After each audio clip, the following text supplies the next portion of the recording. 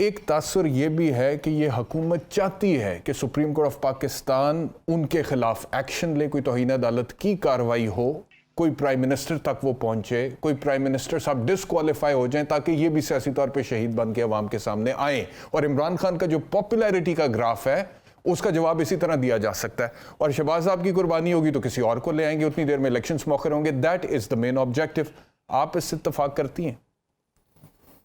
بڑا بھرپور سوال ہے آپ کا بیرسٹر احتشام امیر الدین صاحب، اور بہت شکریہ. بڑا لوڈڈ، بڑا بھرپور قسم کا آپ کا کوشچن ہے. لیکن آپ کے اس سوال کا جواب دینے سے پہلے کہ کیا اس سارے ایپیسوڈ کا مطلب پی ڈی ایم کی حکومت کا یا مسلم لیگ نون کا سیاسی شہید بننے کا مقصد ہے، سوال بڑا بنیادی سا ہے. مجھے صرف آپ یہ سمجھا دیجئے، میں ایک صحافت کا، ایک سیاست کا، ایک قانون کا طالب علم ہونے کے ناطے، کیونکہ یہ تمام ڈپارٹمنٹس آپس میں انٹر کنیکٹڈ ہیں، میں صرف یہ سمجھنا چاہ رہی ہوں کہ کیا اس ملک پہ پارلیمان سپریم ہے یا اس ملک پہ سپریم کورٹ سپریم ہے؟ پاکستان کا آئین کیا کہتا ہے؟ میں ان ڈیموکریٹس میں سے ہوں، ان سٹونچ جمہوریت پسندوں میں سے ہوں کہ جو پارلیمان کے سپریمیسی کو تسلیم کرتے ہیں، ہر حال میں تسلیم کرتے ہیں، اور کسی بھی اور ادارے کی، چاہے وہ عدلیہ ہو، چاہے وہ اسٹیبلشمنٹ ہو، چاہے وہ کوئی بھی اور ادارہ ہو، اس کی بالادستی سپریم پارلیمان کے اوپر سپریم تسلیم نہیں کرتے. نمبر 1. اب مجھے یہ بھی فرما دیجئے گا، مجھے سمجھا دیجئے گا، میں سمجھنا چاہوں گی کہ وہ کون سا ایسا قانون ہے، وہ کون سی آئین کی شق ہے کہ جس کے تحت ابھی تک ایک بل قانون بنا ہی نہیں، اور معزز سپریم کورٹ کے 8 جج صاحبان نے، سپریم کورٹ کی میجورٹی نے اس کے اوپر سٹے آرڈر دے دیا. سٹے آرڈر تو اس چیز پہ ہوتا ہے کہ جو چیز ان پریکٹس موجود ہو، ان ریالٹی موجود ہو، ان فیکچوالٹی موجود ہو. جو چیز موجود ہی نہیں ہے، جس پہ ابھی عمل ہی نہیں ہو سکتا، آپ نے کہا کہ جی فیوچر میں آپ اس پہ عمل نہیں کر سکتے.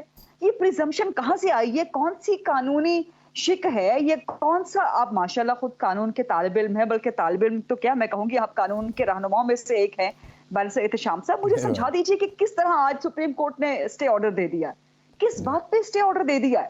جو چیز ابھی قانون بنی ہی نہیں، جس پہ ابھی عمل ہونا شروع ہی نہیں ہوا، ابھی آپ کسی گاؤں پہنچے ہی نہیں اور آپ نے اس کے کاسٹ پہلے گننے شروع کر دیے ہیں. تو یہ کیا تماشا لگایا جا رہا ہے اس ملک میں؟ کیا آپ پارلیمان کو سپریم نہیں کر رہے؟ کیا آپ پارلیمان بھی خود بننا چاہتے ہیں؟ کیا آپ جج بھی خود بننا چاہتے ہیں؟ کیا آپ وکیل بھی خود بننا چاہتے ہیں؟ کیا آپ گواہ بھی خود بننا چاہتے ہیں؟ آپ الٹیمیٹلی منصف بھی خود بننا چاہتے ہیں؟ اور آپ نے بھی فرمایا کہ جی اتھارٹی ہے سپریم کورٹ کی کہ حکم جاری کر دے. لیکن کیا یہ ایبسولوٹ اتھارٹی ہے؟ کیا یہ ان اکاؤنٹیبل اتھارٹی ہے؟ سب سے بڑی اتھارٹی جو ہے وہ کسی بھی منصف کا، کسی بھی قاضی کا، کسی بھی قاضی القضاء کا اپنا ضمیر ہوتا ہے. اس کا ضمیر کس پہ بیس کرتا ہے؟ اللہ کے خوف پہ بیس کرتا ہے، اس کے مذہب پہ بیس کرتا ہے، پھر پاکستان جس ملک کا وہ شہری ہے اس ملک کے آئین پر بیس کرتا ہے. تو یہ تمام چیزیں ہمیں دیکھنی پڑیں گی. کوئی بھی اتھارٹی، کوئی بھی حکم ایبسولوٹ نہیں ہوتا. سپریم پارلیمان ہے.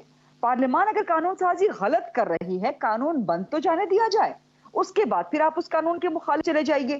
یہ 1.5 درجن کے قریب پٹیشنز آ گئی ہیں. ہمارے ہی کولیگز ہیں قابل احترام، سمیع ابراہیم صاحب اور چودھری غلام حسین صاحب، 2 پٹیشنز ان کی چلی گئی. 4 لوگوں کی لاہور ڈسٹرکٹ میں پٹیشن اور چلی گئی. یہ سارا تماشا کیا ہو رہا ہے؟ نمبر 1. نمبر 2، اب جہاں تک حکومت کام کر رہی ہے، میں یہ بھی سمجھتی ہوں کہ حکومت نے غلط کیا.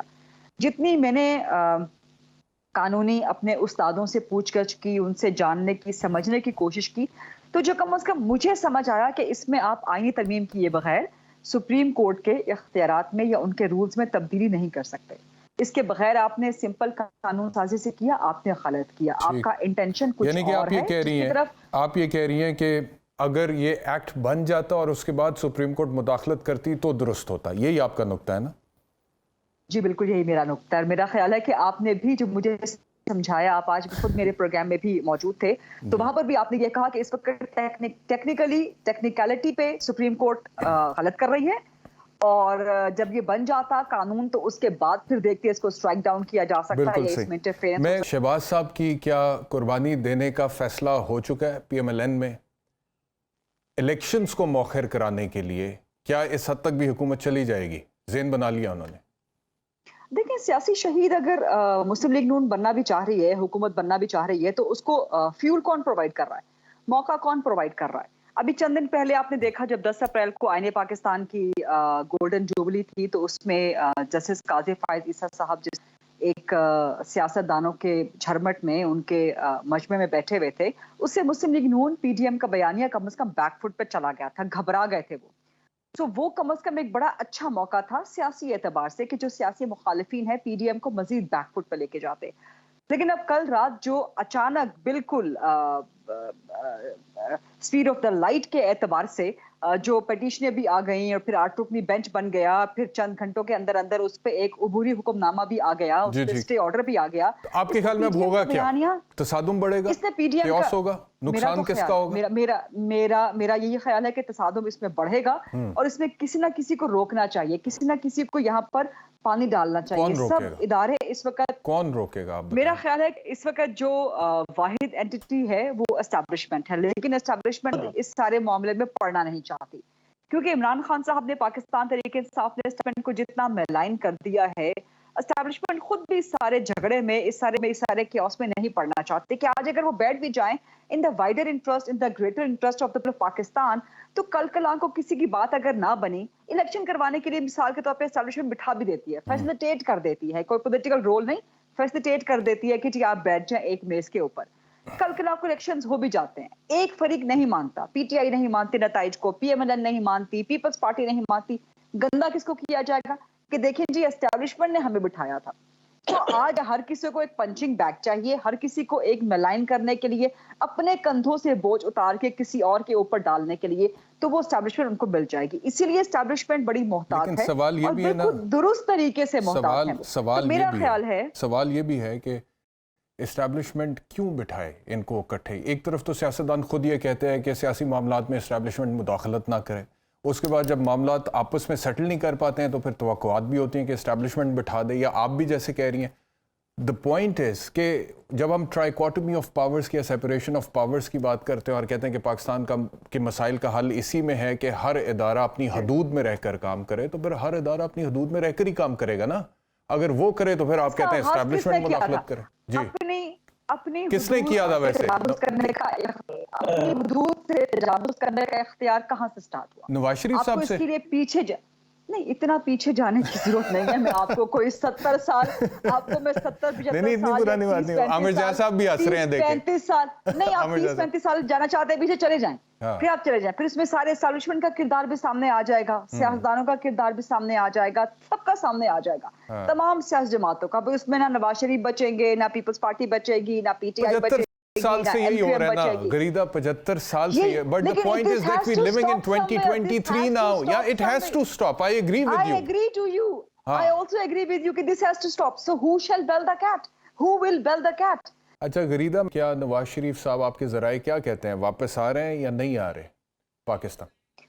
नहीं, फिलहाल नवाज शरीफ साहब उस वक्त तक वापस नहीं आ रहे जब तक इमरान खान की डिस्क्वालिफिकेशन नहीं हो जाती। और डिस्क्वालिफिकेशन का केस इमरान खान का बहुत स्ट्रांग है। आप इस पे हंस क्यों रहे हैं? मैं इसलिए हंस रहा हूं क्योंकि इमरान खान यही कहते हैं ना, वो कहते हैं कि वो वहां पे लंदन में बैठा एक शख्स कह रहा है कि मुझे नाअहल करो, फिर मैं वापस आऊंगा।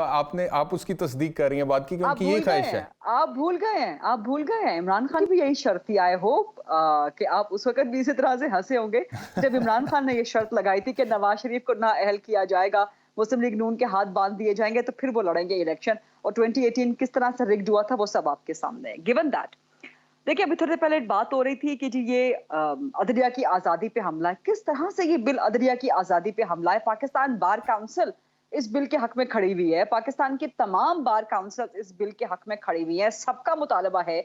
आप माशाल्लाह कानून के बड़े जबरदस्त, मैंने पहले भी गुजारिश की कि रहनुमा तालिब इल्मों में से तो नहीं, रहनुमाओं में से एक हैं। आपने खुद इन लेटर एंड स्पिरिट एग्री किया कि ये बिल्कुल डिमांड जायज हैं, बिल्कुल होना चाहिए जो 184(3) के तहत अपील दी जा रही है।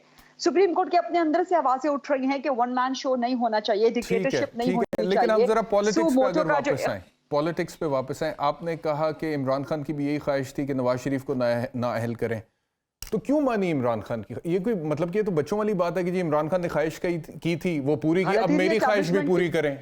क्यों गलती थी एस्टैब्लिशमेंट की? तो वो गलती दोबारा दोहरानी चाहिए। फरमाइशें मानना, अब ये आपका सवाल, इसका देखा जाएगा कि इमरान खान नाअहल होते हैं कि नहीं होते। अगर तो नाअहल होते हैं तो उसका मतलब है कि फरमाइशी प्रोग्राम हुआ। फरमाइशी प्रोग्राम के पीछे कौन है? फिर जाहिर है सब सवालात होंगे, फिर आप भी प्रोग्राम्स करेंगे, फिर हम भी प्रोग्राम्स करेंगे उसके हवाले से।